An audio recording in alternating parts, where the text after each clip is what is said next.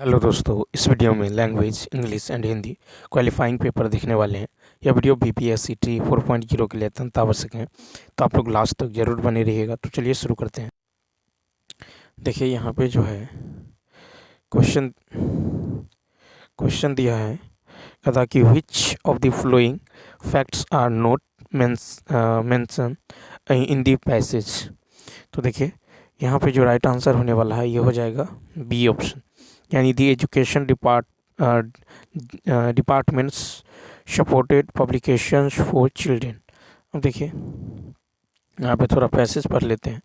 देखिए कहता है an as primary education became compulsory from the late 19th century, children became critical for the publishing industry as children's press devoted to literature for children alone was set up in France in 1857.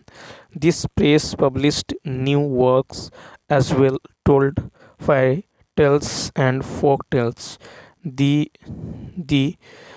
देखिए Germany spent years compelling tradition for tales gathered from peasants. What they collected was edited before the stories were published in collection in 1812. Anything that was considered unsuitable for children or would appear vulgar to the elite was not included in the published version. उसके बाद देखिए यहाँ पे है कि women became important as readers as well as writers. Many magazines were especially meant for women as manuals teaching proper behavior and housekeeping. अब देखिए next question देखिए, कहता है कि the new type of women defined by 19th century women novelist. तो यहाँ पे right answer हो जाएगा सी ऑप्शन, यानी was strong determined and intelligent. Next उसके बाद देखिए क्वेश्चन नंबर नेक्स्ट है, कहता कि which of the following is not correct according to the passage. देखिए यहाँ पे है lending libraries became instrumental in educating. तो तीन का यदि देखिएगा, तीन का सी ऑप्शन, यानी पीपल इन रिमोट एरियाज, तीन का हो जाएगा सी ऑप्शन। ठीक है, तीन का हो जाएगा सी ऑप्शन। नेक्स्ट देखिए 4 है, कहता read the following sentences. Read the following sentences कहता है कि reduction in working hours gave workers time to read and improve these prospects. उसके बाद है compulsory primary education increased the demand for textbooks। तो 4 में यहाँ पे होगा सी ऑप्शन, यानी बोथ 1 and 2 आर ट्रू। उसके बाद देखिए नेक्स्ट है कि which of the following words means the same as the word vulgar as used in para first of the passage. 5 का होगा ए, क्या होगा, इंडिसेंट। तो देखिए वल्गर जो है इसका मतलब होता है अशिष्ट। वल्गर मतलब क्या होता है, अशिष्ट असभ्य। ठीक है, क्या होगा, अशिष्ट असभ्य होगा। ठीक है, तो यहाँ पे इसका जो समान अर्थ होगा ये होगा इंडिसेंट, INDECENT। इसका अर्थ होता है अभद्र, अशिष्ट। नेक्स्ट क्वेश्चन की यदि बात करें तो कहता है select the option that can be used as a one word substitute for the given group of words. कहता one who can read and write. तो 6 का हो जाएगा ए ऑप्शन, लिटरेट। देखिए one who can read and write यानी literate, यानी साक्षर। ठीक है, उसके बाद देखिए इलिजिबल मतलब होता है योग्य। उसके बाद है एलिजिबल, IELIGIBLE, इसका अर्थ होता है अपठनीय। ठीक है, नेक्स्ट कहता है I have a friend in Mumbai who is dot dot actress. 7 का होगा बी। तो I have a friend who I have a friend in Mumbai who is an actress. देखिए ये वॉवेल साउंड से शुरू होता है। तो देखिए एक्ट्रेस के शब्द के प्रथम लेटर उच्चारण हिंदी के वॉवेल से है, इसलिए एन का प्रयोग एन का प्रयोग होगा। ठीक है। तो देखिए जब किसी इंग्लिश के शब्द के प्रथम लेटर का उच्चारण ओ आ ए ऐ हर्षी दीर्घी हर्षु द्रुव हो तो एन का प्रयोग करना चाहिए। नेक्स्ट कहता है कि select the appropriate preposition he is angry dot dot dot मी। तो 8 का होगा ए। क्या होगा? He is angry with me, he is angry with me. ठीक है। तो विद के साथ यहाँ पे विद मी हो जाएगा। He is angry with me या एंग्री विद अ पर्सन सही होगा। ठीक है। अब देखिए यहाँ पे जो है कहता है कि कबीर ने समाज में रहकर समाज का बड़े समीप से निरीक्षण किया है। समाज में फैले आडंबर, भेदभाव, सांप्रदायिकता आदि को जो है उन्होंने पुष्ट जो है प्रमाण लेकर ऐसा दृढ़ विरोध किया कि किसी की हिम्मत नहीं हुई कि उनके अकाट्य तर्कों को काट सके। कबीर का व्यक्तित्व इतना ऊंचा था कि उसके सामने टिक सकने की हिम्मत किसी में नहीं थी। इस प्रकार उन्होंने समाज तथा धर्म की बुराइयों को निकाल कर सामने रखा।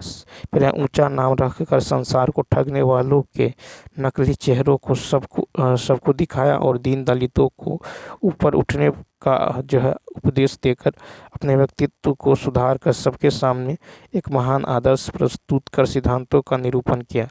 कर्म, सेवा, अहिंसा तथा निर्गुण मार्ग का प्रसार किया। कर्म कांड तथा मूर्ति पूजा का विरोध किया। अपनी सखियों, रमणियों तथा शब्दों को बोल चाल की भाषा में रचकर सबके सामने एक विशाल ज्ञान मार्ग खोला। 9 नंबर कहता है कि कबीर के सामने कोई नहीं टिक पाता था क्योंकि कबीर 9 का होगा सी का व्यक्तित्व बहुत ऊंचा था। कबीर ने विरोध किया तो 10 का ए यानी आचरणहीन ढोंगियों का। संत कबीर ने प्रशस्त किया 11 का ए ज्ञान मार्ग। नेक्स्ट है रिक्त स्थानों को भरने के लिए उपयुक्त जो है शब्द का चयन करें। आज प्रत्येक गांव में खाली स्थान खोले जा रहे हैं। 12 का बी विद्यालय। ठीक है। तो आज प्रत्येक गांव में विद्यालय खोले जा रहे हैं। 13 नंबर 13 है कि आज सुबह से बारिश हो रही है और बच्चा बारिशों में नहा रहा है। तो यहाँ पे प्रतिस्थापित करना है। 13 का होगा आपको सी ऑप्शन यानी बच्चे बारिश में नहा रहे हैं। ठीक है। क्या होगा? बच्चे बारिश में नहा रहे हैं। ठीक है। आज सुबह से बारिश हो रही है और बच्चे बारिश में नहा रहे हैं। उसके बाद देखिए यहाँ पे कि वह इष्ट देव के मंदिर की पूजा सी, वह दीप शिखा सी शांत भाव में लीन, वह टूटे तरु की छूट लता सी दीन। फिर है दलित भारत की विधवा। हम देखिए 14 में जो है कहता कि प्रयुक्त अलंकार के भेद का चयन करें। तो 14 का हो जाएगा आपको ए ऑप्शन यानी उपमा। क्या हो जाएगा? तो होगा उपमा। तो उपमा अलंकार जब किसी व्यक्ति या वस्तु की तुलना किसी दूसरे व्यक्ति या वस्तु की से की जाए वहाँ उपमा अलंकार होता है। 15 की बात करें कहता है कि दिए गए वाक्य का वह भाग ज्ञात करिए जिसमें कोई क्या है त्रुटि है। कहता कंप्यूटर के आने से सबसे बड़े परिवर्तन जो मीडिया जगत में आई है। 15 का सी ऑप्शन यानी सबसे बड़ा परिवर्तन। ठीक है। तो यहाँ पे क्या होगा? सबसे बड़ा परिवर्तन। नेक्स्ट 16 देखिए 16 नंबर है कहता दिए गए वाक्यांश के लिए एक शब्द जिसे जीने की इच्छा। तो 16 का होगा ए जी विसा जीने की इच्छा यानी जी विसा। नेक्स्ट देखिए कहता है कि उस विकल्प का चयन करें जो करवा घूट पीना मुहावरे का अर्थ व्यक्त करता है। 17 का सी यानी चुपचाप अपमान सहना। ठीक है। करवा घूट पीना यानी चुपचाप जो है अपमान सहना। नेक्स्ट फिर है आवरण का विलोम आवरण। 18 का ए क्या होगा? अनावरण। आवरण का विलोम होगा अनावरण। नेक्स्ट फिर देखिए यहाँ पे है कहता राम कहानी। ठीक है। राम कहानी तो यहाँ पे उपयुक्त समास क्या होगा, राम कहानी। 19 का हो जाएगा बी, तत्पुरुष। ठीक है, तो देखिए राम कहानी यानी राम की कहानी तत्पुरुष समास है। नेक्स्ट, फिर कहता है कि नदियों के पानी की स्वच्छ रहकर हम अपना भविष्य सुधार सकते हैं। ठीक है, तो 20 का जो है सी ऑप्शन हो जाएगा, पानी को स्वच्छ रखकर। ठीक है, पानी को स्वच्छ रखकर, नदियों के पानी को की नहीं, नदियों के पानी को स्वच्छ रखकर हम अपना भविष्य सुधार सकते हैं। फिर कहता है राम ने रोटी खाई, किसका उदाहरण है, 21 का बी, सामान्य भूतकाल। राम ने रोटी खाई, तो देखिए राम ने रोटी खाई सामान्य भूतकाल का उदाहरण है, क्रिया का वह रूप जिससे बीते हुए समय में कार्य होने का बोध हो, सामान्य भूतकाल कहते हैं।